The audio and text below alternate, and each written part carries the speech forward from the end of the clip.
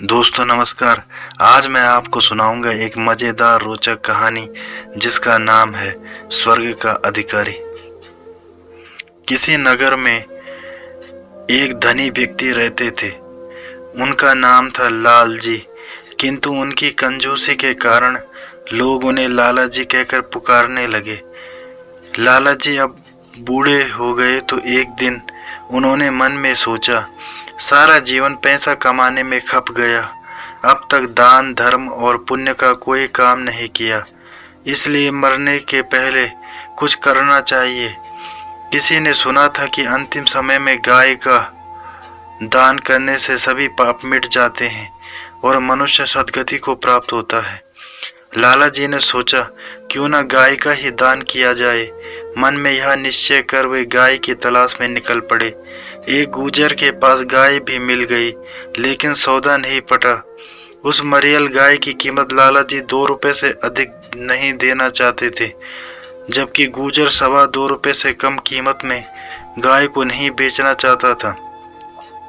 बात बनी नहीं तो लाला जी खाली हाथ वापस लौट गए। कुछ दिनों के बाद लाला जी बीमार पड़े और इतने कमजोर हो गए कि उन्हें जीवन की आशा न रही। उन्होंने अपने बेटे को बुलाकर गाय दान करने की अंतिम इच्छा प्रकट की। पुत्र बोला, आप जो आज्ञा करें वही होगा, गाय के अलावा अन्न वस्त्र सोना चांदी। लाला जी ने कहा, नहीं नहीं, केवल गाय का दान बहुत है। लाला जी ने बताया कि फलां गुजर के पास एक गाय है। कुछ समय पहले उसकी कीमत 2.25 रुपये थी, अब शायद कुछ रियायत कर दे, लेकिन तुम उसकी कीमत 2 रुपये से अधिक ना देना। पिता की आज्ञा पाकर पुत्र गुजर के पास पहुंचा और 2.25 रुपये में गाय खरीद कर ले आया।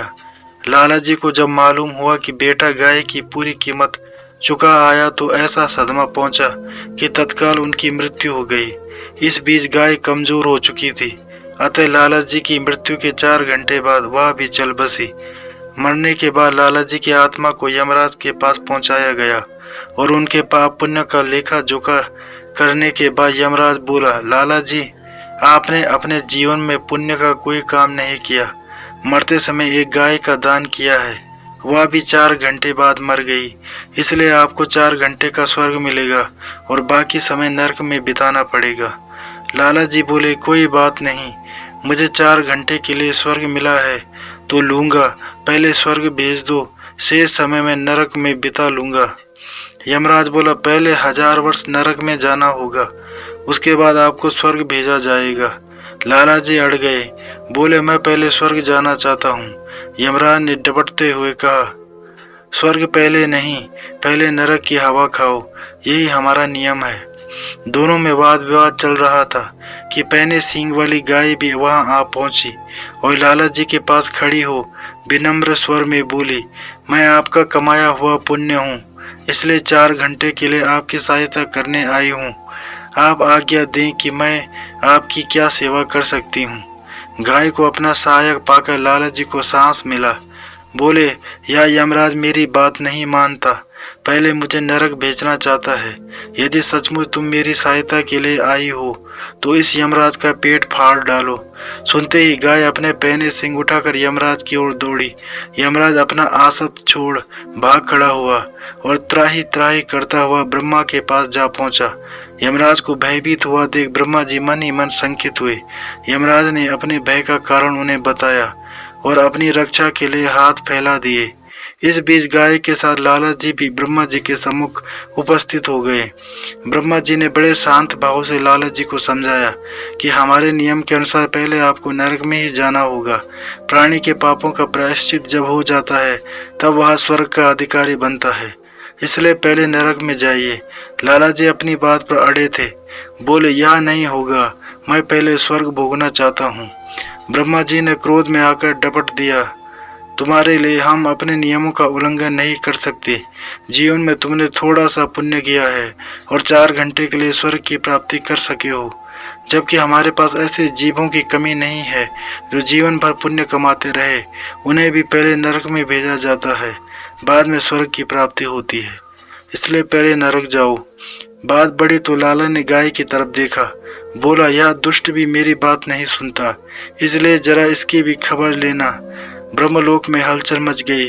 अपनी प्राण रक्षा के लिए ब्रह्मा भी त्राही त्राही करते हुए विष्णु लोक पधारे और सारा वृतांत कह सुनाया। विष्णु ने भी लाला जी से वही निवेदन किया। बोले, यह संभव नहीं हो सकता। नियमों का पालन देवता और दानव दोनों के लिए जरूरी है।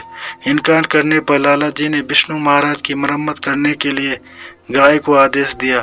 ब्रह्मा, विष्णु और यमराज तीनों अपनी जान हथेली पर रखकर भागे और कैलाश पहुंचकर भगवान शंकर को जगाया। अचानक इन लोगों के आने के कारण जानकर भगवान शंकर को दुख हुआ। उन्होंने भी लाला जी को वह निर्णय दिया जो यमराज, ब्रह्मा और विष्णु दे चुके थे।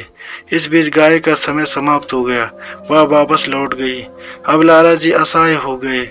उन्हें भगवान शंकर के अंतिम निर्णय को स्वीकार करना पड़ा। लाला जी बहुत चतुर बुद्धि के थे। चलने के पहले तीनों देवताओं के आगे हाथ जोड़ खड़े हुए और अपनी धृष्टता के लिए क्षमा याचना करते हुए बोले, यमराज, आप तीनों देवता महान हैं। अपनी पुण्य प्रताप आंखों से मैंने आप लोगों के प्रत्यक्ष दर्शन प्राप्त कर लिए। जो दर्शन बड़े बड़े ऋषि मुनि, संत, साधु और भक्तों को कठिन तपस्या के बाद मिलते हैं, वह मैं आसानी से कर पाया हूँ। कहते हैं कि आपके दर्शनों से पापी मनुष्य भी पुण्य का भागी बन जाता है और उसके दुख, दरिद्र, रोग, शोक सभी नष्ट हो जाते हैं। अगर यह बात सच है तो आपके दर्शन करने के बाद अब मेरे कौन से पाप बच गए हैं जिनके कारण मुझे नरक जाना जरूरी है। सुनकर देवताओं ने आपस में विचार किया। लाला जी ठीक कह रहे हैं। यदि हम भी इन्हें नरक भेजा जाता है तो हमारे दर्शनों का कोई मूल्य नहीं रहेगा। सोचकर बोले, तुम ठीक कहते हो। हमारे दर्शनों से तुम्हारे पाप छूट गए हैं। अब तुम नरक के अधिकारी नहीं। यह कहते हुए देवताओं ने लाला जी को हमेशा के लिए स्वर्ग में रहने की अनुमति दे दी। तो दोस्तों, ये थी आज की कहानी। उम्मीद करता हूँ आपको कहानी पसंद आई होगी। अगर आपको कहानी पसंद आए तो चैनल को सब्सक्राइब करें और बेल आइकन को प्रेस करके ऑल पर क्लिक करें। धन्यवाद।